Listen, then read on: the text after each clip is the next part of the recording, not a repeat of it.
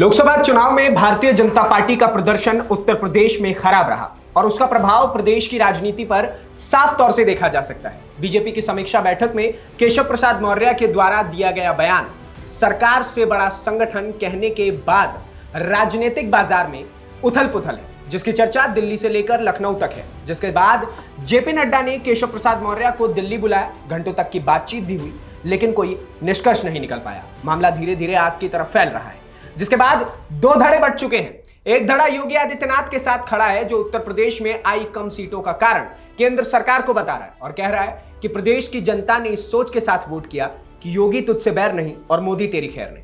वहीं दूसरा धड़ा केशव प्रसाद मौर्य के साथ खड़ा है, जो कह रहा है कि मौर्य प्रदेश की राजनीति के जाने माने चेहरे, अमित शाह के करीबी भी हैं, तो उन्हें इग्नोर नहीं किया जा सकता। और धीरे धीरे योगी आदित्यनाथ भी अपने करीबी मंत्रियों के साथ मुलाकात कर रहे हैं और अपना बल दिखाने का प्रयास भी कर रहे हैं। वहीं केशव प्रसाद मौर्य भी मुलाकातों का दौर खत्म नहीं कर रहे हैं। इसी कड़ी में केपी मौर्य ने 22 जुलाई को ओपी राजभर यानी कि ओम प्रकाश राजभर के साथ मुलाकात की, जिसके कई मायने नजर आते हैं। हाल ही में केपी मौर्य ने योगी आदित्यनाथ से आउटसोर्सिंग और संविदा पर काम करने वाले कर्मचारियों और अधिकारियों का ब्यौरा मांगा था, साथ ही आरक्षण को लेकर के भी ब्यौरा मांगा था।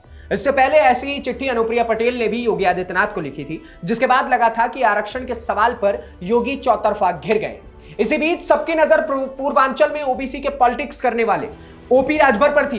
राजभर का स्टैंड किस ओर होगा, सबके मन में यही सवाल चल रहा था। जब तक सब ये सोच रहे होते, तब तक केपी मौर्य से मिलने ओपी राजभर पहुंच भी गए।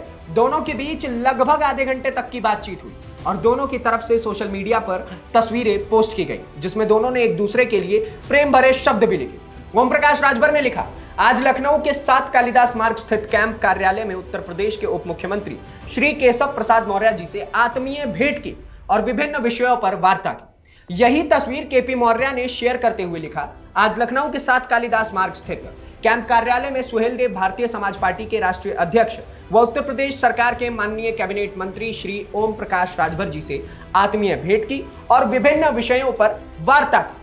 हम अगर दोनों के पोस्ट पर गौर करें तो हमें पता चलता है कि न केवल तस्वीरें एक सी हैं, बल्कि शब्द भी एक से ही हैं, एक से ही सुर भी नजर आते हैं। तो इससे क्या दर्शाने का प्रयास हो रहा है कि ओपी राजभर भी केशव प्रसाद मौर्य के साथ है और ऐसे में क्या योगी आदित्यनाथ के खिलाफ राजनीतिक युद्ध के लिए तीसरा फ्रंट खड़ा किया जा रहा है।